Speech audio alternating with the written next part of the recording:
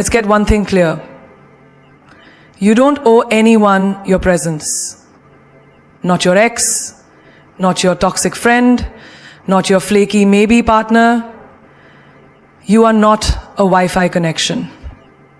You don't have to be available to everyone all the time. So, here's your permission slip. Ghost them. All of them. And walk into the most powerful era of your life. Silently. No explanations. No goodbyes. No closure. Because guess what? Silence is the closure. And when they realize you've disappeared from their chaos, they'll finally feel what your presence meant. Not everyone deserves access to you. Just because someone calls you bestie, bae, or even family, doesn't mean they automatically qualify for a seat at your table. You are not a public park. You are a private island. And entry to that island should come with requirements. Respect, effort, energy, and intention. Let's take it to the real world. Think about your phone. Would you let someone scroll through your personal gallery without asking? No. So why are you letting people scroll through your energy, your time, your heart, without permission, without purpose? Your presence is power. Your time is luxury. Your energy is elite currency. Stop handing it out like it's on clearance. You see, when you start treating yourself like you're valuable, people will either rise to meet your standard or disappear. And both are a blessing. Now think about this. You're texting someone every day, checking up on them, making sure they're okay. But when you're going through hell, they go silent. No call, no concern. They'll still watch your story though, won't they? That's not connection. That's an convenience. And the sooner you identify it, the freer you become. Ever been in a room full of people and still felt alone? That's what happens when your soul is surrounded by bodies but not by energy. It's not about who's around you, it's about who sees you, who feels you, who genuinely values you. Let me tell you a truth people don't like to hear. Some people only love the version of you they can benefit from. The moment you stop dancing for their comfort or bleeding for their peace, they call you selfish. But what they're really saying is, I can't control you anymore. And that's your cue to walk away. In daily life, it's the friend who always needs a favor but vanishes when you need support. It's the relative who only calls when they need money but never once asks, how are you really doing? It's the partner who wants your loyalty, your body, your care, but refuses to give you respect or consistency in return. These people don't want you, they want access to you. Big difference. You know why some people treat you like an option? Because you keep showing them you'll always be available. You keep answering texts at 2 a.m. even when you're drained. You keep saying yes even when your soul is screaming no. That's not kindness. That's emotional self-sabotage in disguise. Listen carefully. Being available to everyone makes you invisible to yourself. You don't need to reply to that message. You don't need to explain why you're distant. You don't need to defend your boundaries.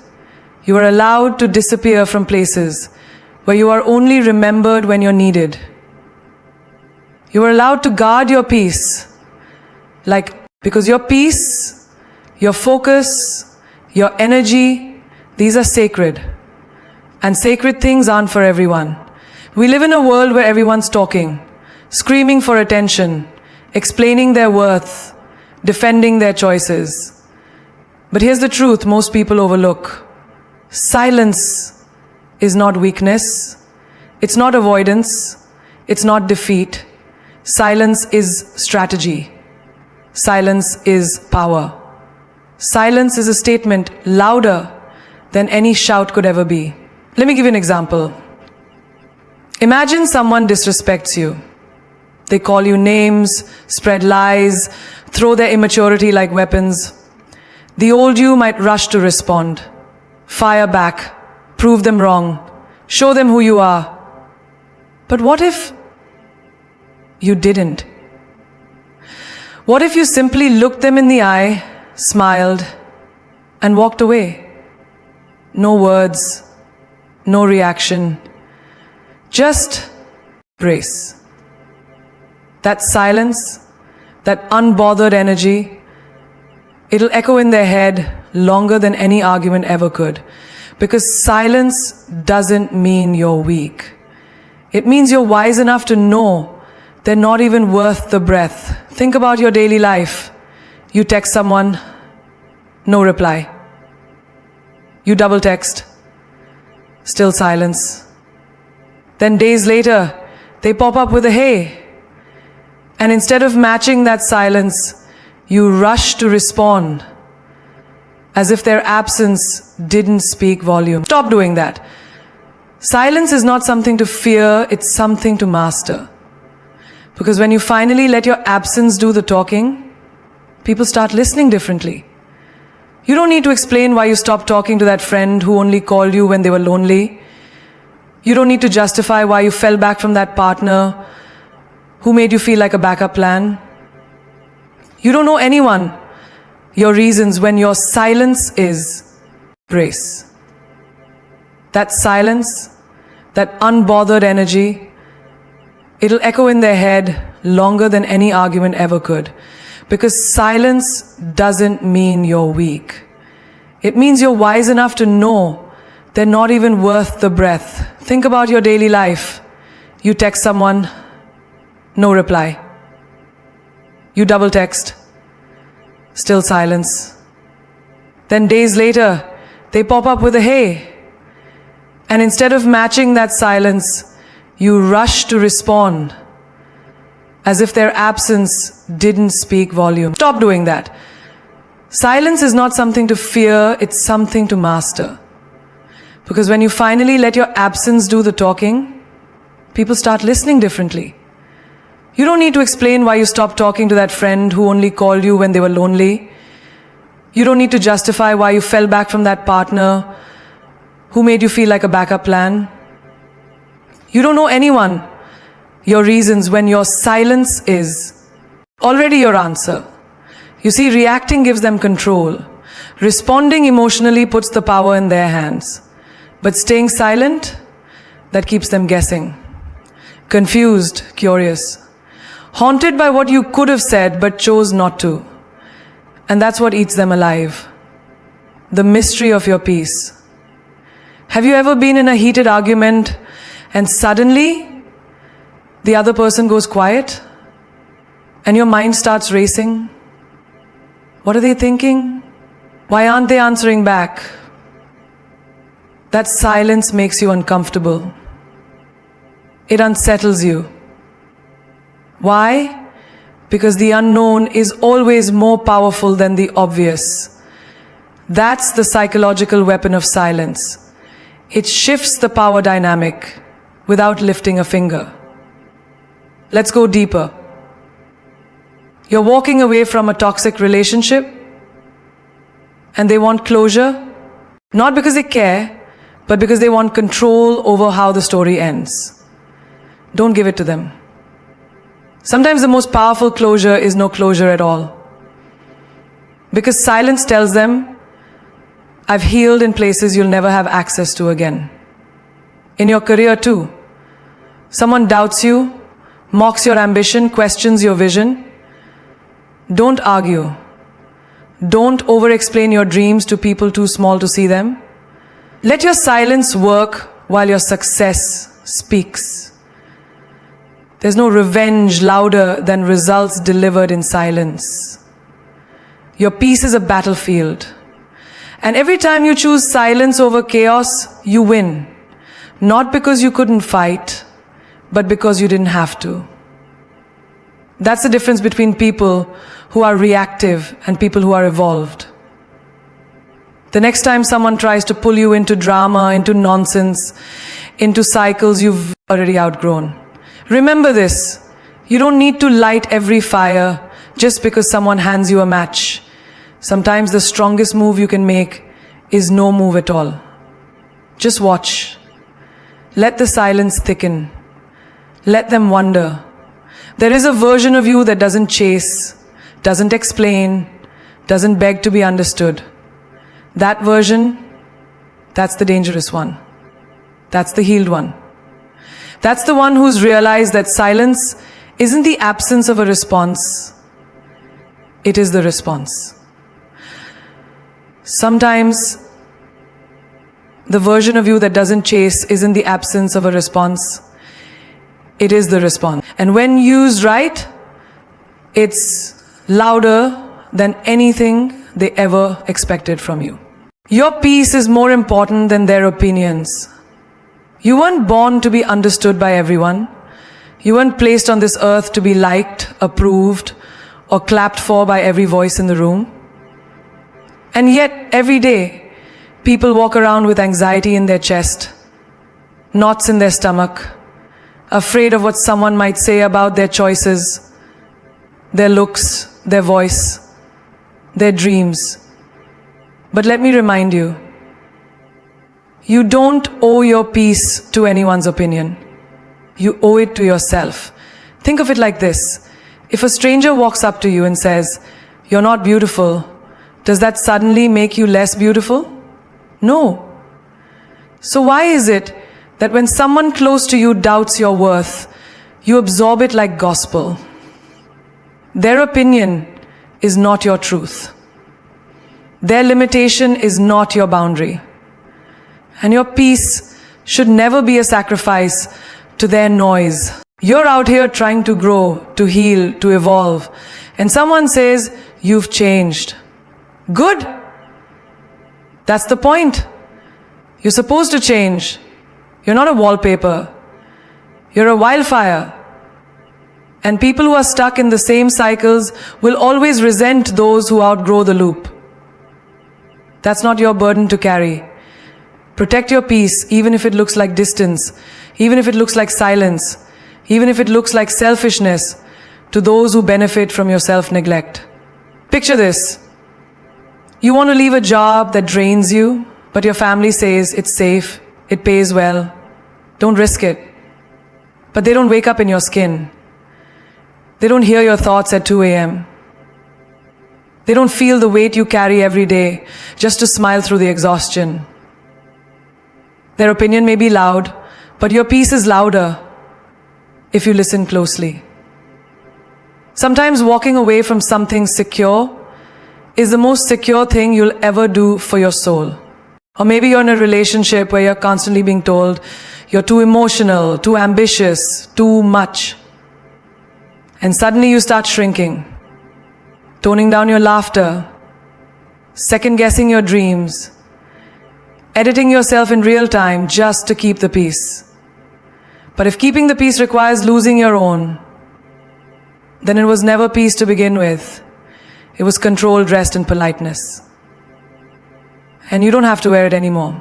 There's power in saying, "I don't agree," and that's okay.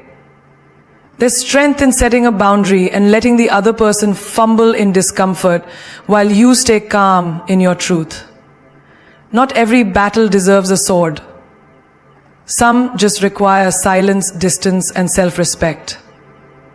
Your peace is not a compromise. It's your compass. Follow it, even when the road gets lonely. Social media is another battlefield. You post a picture, someone comments something negative, suddenly your mood shifts. You question your beauty, your confidence, your worth, all because of a stranger's opinion, filtered through insecurity. No. Your value does not dim under someone else's shade. Let them talk, let them judge, let them misunderstand. That's their lens, not your reality. You are not here to convince anyone of your worth. You are not a courtroom argument needing to be proven. You are peace in motion. And peace doesn't explain itself, it simply exists. Fully, authentically, unapologetically. In life, you'll find that opinions are handed out like flyers on a street corner. Loud, pushy, and often ignored. But your peace, that's earned, that's cultivated, that's sacred. So, when it's you versus the world's expectations, choose you. Every single time. Because when the lights go off and the world gets quiet, the only voice that truly matters is the one inside your own mind. And that voice deserves calm, clarity, and confidence, not chaos born from other people's noise. It begins subtly. You say no to someone, and suddenly you feel like a villain. You choose yourself one time, and they make you feel like you've betrayed the world. But here's the truth no one tells you loud enough.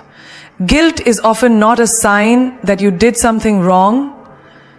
It's a signal that you've finally done something right for yourself. And people who've benefited from your self-abandonment will always call your boundaries betrayal. Let's get one thing straight. Guilt is not always a moral compass. Sometimes it's a prison, constructed by manipulation, tradition, and unspoken expectations. You cancel plans to take care of your mental health and feel guilty. You don't lend money to someone who never pays back and feel guilty. You walk away from a relationship that drained you for years, and still the guilt creeps in like a thief in the night, trying to rob you of your peace. But ask yourself this. Who put that guilt there? Was it your heart or their narrative? Think about a daughter who chooses a career abroad instead of staying in the same town to keep her family comfortable. They say, "You left us behind," but they never say, "You grew wings and flew." The guilt she carries is not hers, it's theirs. It's the weight of someone else's inability to let go. And she deserves to drop it. Because choosing your future over someone's comfort isn't betrayal.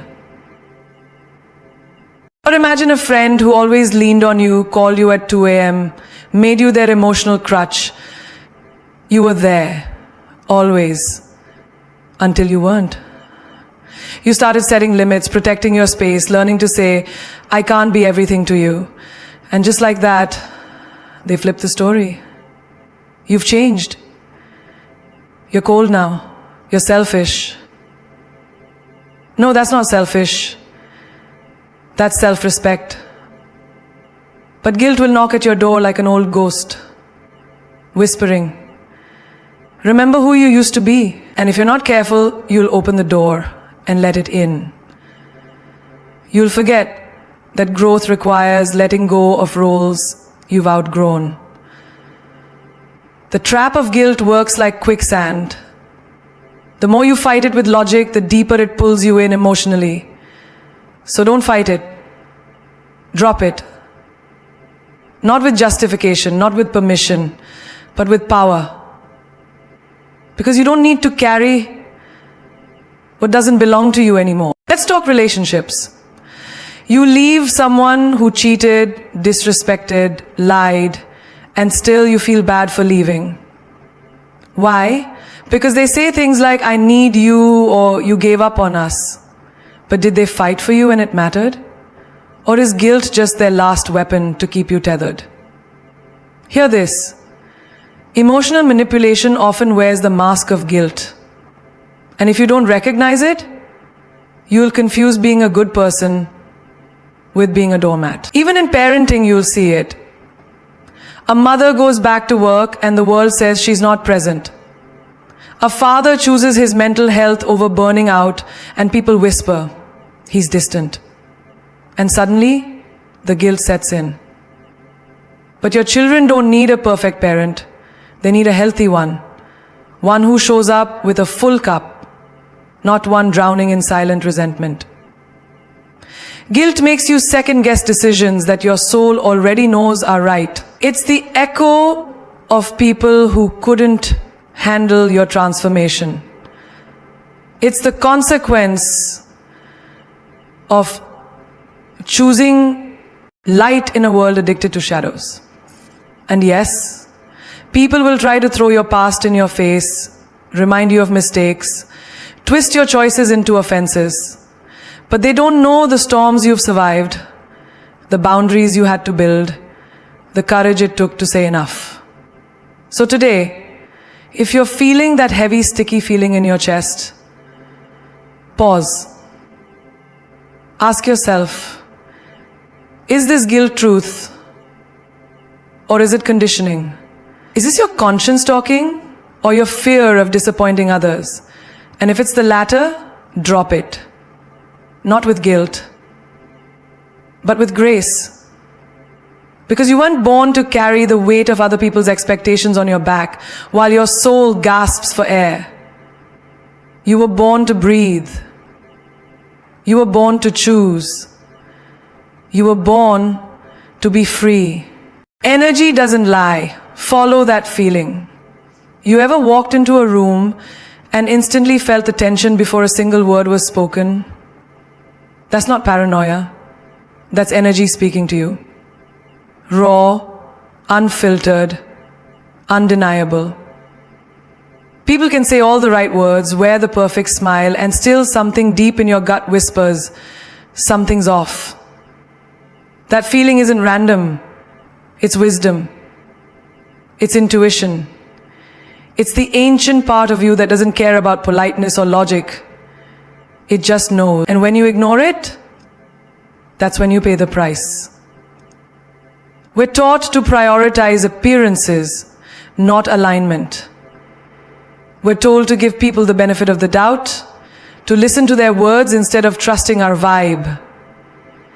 But how many times have you felt uneasy around someone who claimed to love you? How many times? Did you feel drained after hanging out with a friend who pretended to support you? Energy doesn't play dress up. It either feels right or it doesn't. And your body knows the truth long before your brain catches up. Take the example of dating. You're seeing someone. They text the right things, compliment you, make promises, but something inside you tugs, a restlessness. You notice how you shrink in their presence, how your light dims, even though their words sound sweet. That's your energy speaking. It's saying, this isn't safety. This is survival masked as love. And if you're brave enough to listen, you'll walk away before the heartbreak, not after. Or at work, ever notice how some meetings leave you inspired and others leave you drained, like you've just run a marathon in silence? It's not just the workload. It's energy. Some people spark creativity. Others suck the life out of a room with their passive aggression and silent competition. But society tells you to ignore the vibe. Be professional. No, be protective. You have the right to honor your energy, even in spaces that reward burnout over balance. Friendships too. That one friend who constantly jokes about your insecurities, calls it just teasing, but every time you leave their company, you feel smaller. Your energy is bruised, yet you stay out of loyalty, out of history, out of guilt. But if history is hurting you and loyalty is draining you, that's not a friendship. That's a soul tax. You deserve relationships where your spirit feels safe, not tolerated. Let's talk about dreams. Sometimes energy speaks through passion. You light up when you talk about starting your own business, traveling the world, launching that podcast. But everyone around you says, be realistic. And suddenly that fire dims under the weight of their doubt. But hear this. energy doesn't lie. If something excites you and terrifies you, it's probably the door you need to walk through. And if something feels like death in slow motion, no amount of money or comfort should keep you there. Even in daily life. Have you ever had a sudden urge to take a different route home? Or cancel plans last minute, only to realize later something didn't feel right for a reason? That's energy. That's your internal GPS trying to steer you from danger, from chaos, from misalignment. The question is, will you trust it? We've become so addicted to validation that we don't even trust our own instincts anymore. We wait for someone else to say, "You were right," before we give ourselves permission to believe our gut. But your intuition doesn't need a round of applause. It just needs you to listen. Energy is language. It's not always loud. Sometimes it's just a whisper, a feeling in your chest, a subtle shift in your mood. But if you ignore it long enough, it becomes anxiety, fatigue, even illness. Your body keeps the score of the energy you've tolerated for too long. So the next time someone feels off, believe that. The next time a room feels heavy, honor that. The next time you light up around certain people, lean into that. Because energy never lies. It's the truth before the words, the clarity before the chaos, the compass that knows where you belong, long before your mind does. Follow that feeling. It will never mislead you. The new you doesn't owe the old you anything. You don't have to explain why you no longer hang out with the same people, do the same things, chase the same validation, or even talk like you used to. That version of you, the one that tolerated the bare minimum, that laughed to fit in, that said yes to stay liked, served a purpose. It helped you survive. But survival isn't the same as living. And once you've tasted the power of growth, you don't owe guilt to the version of yourself that didn't know any better. We all start somewhere. Maybe you were the people pleaser, the one who kept peace at your own expense. You let people cross lines, make jokes at your cost, use your kindness and for years, that version of you wore a smile and called it strength. But the new you, you're different now. You're not here to play small anymore. You're not here to apologize for having boundaries. And most of all, you're not here to drag your past like dead weight just because it once felt like home. Think about it. You wouldn't ask a butterfly to shrink back into the cocoon just because it's more familiar. You wouldn't ask a healed wound to bleed again just to honor the pain. So, why do we feel like we owe loyalty to outdated versions of ourselves? Imagine a woman who used to stay silent when a partner insulted her in public. She told herself it was love. She told herself he would change. She told herself she was strong for staying. But the new version of her, she speaks. She walks away. She doesn't wait for love to be less cruel. And does that mean she hates her past self? No. It means she grew. And she doesn't owe that former silence anything but gratitude for teaching her to rise. Or a man who spent years in a job that crushed his creativity just to pay the bills. He clocked in, clocked out, day after day, pretending not to hear the voice that screamed, "You're meant for more." Then one day he walks away, starts that business, writes that book, travels the world. And sure, people say, "But you used to be so stable, so grounded." No, he was trapped. And the new him doesn't owe the old routine his return. Just because others are uncomfortable with his freedom Growth isn't betrayal, it's evolution. And evolution means shedding. Shedding beliefs, people, habits, even dreams that don't match your expansion. It means waking up and realizing that just because something felt right once doesn't mean it belongs in your forever. You're allowed to outgrow versions of yourself that were built on fear. You're allowed to rewrite your story without footnotes that explain every chapter before this one. You're allowed to say, I used to be her, but I'm not anymore. And you don't need anyone's permission to do that. Your past self did the best they could with the knowledge, tools, and self-worth they had at the time. But you have more now. You see clearer. You feel deeper. You dream bigger. And the old you, they're not your jailer. They're just your roots. You're the tree. You're the Vikchi. You're the Viki. Growth. You're the sky now. You don't need to carry every mistake like a souvenir. You don't need to keep watering old habits out of loyalty.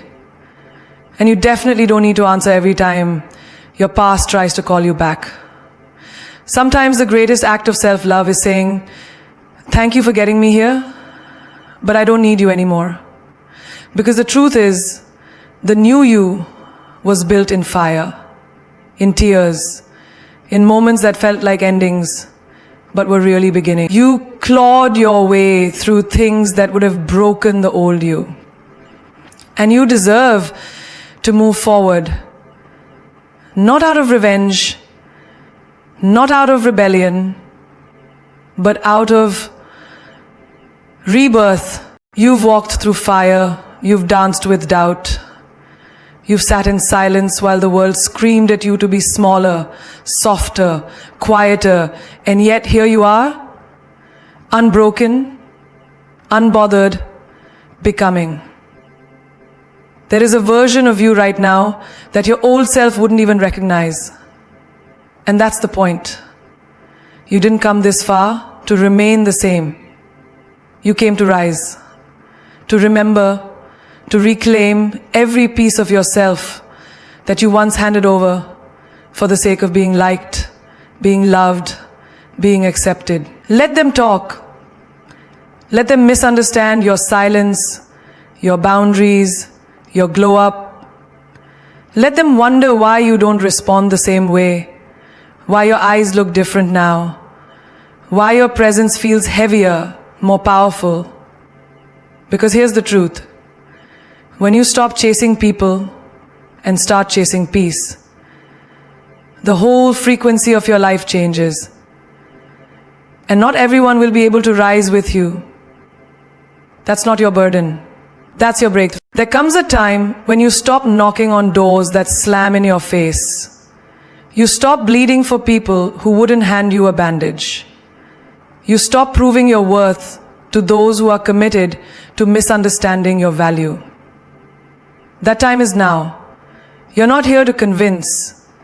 You're here to create, to build, to love yourself so loud that it drowns out the noise of everyone who said you wouldn't make it. Don't shrink to make others comfortable. Don't dull your shine to keep the peace. Don't go back to what broke you just because it's familiar. You're not obligated to carry dead weight. You're not required to explain your healing. You're not anyone's second chance. The moment you chose yourself, you already won. Don't be afraid of losing people, they say. Be afraid of losing yourself while trying to keep them. Because if keeping them means abandoning you, then what exactly are you holding on to? Real ones don't fear your growth, they cheer for it. They rise with you or respectfully step aside. And the ones who shame your glow up, they were only comfortable with your wounds. The most powerful move you'll ever make is going silent on what no longer serves your soul. Not because you're petty, not because you're cold, but because your peace became expensive and not everyone deserves a discount. Say it with your energy. I'm not coming back. I'm not shrinking down. I'm not explaining why I love myself now. Remember this, you either evolve or you repeat. And every time you choose to ignore your intuition, to stay in comfort, to tolerate less than you deserve, you're repeating. But when you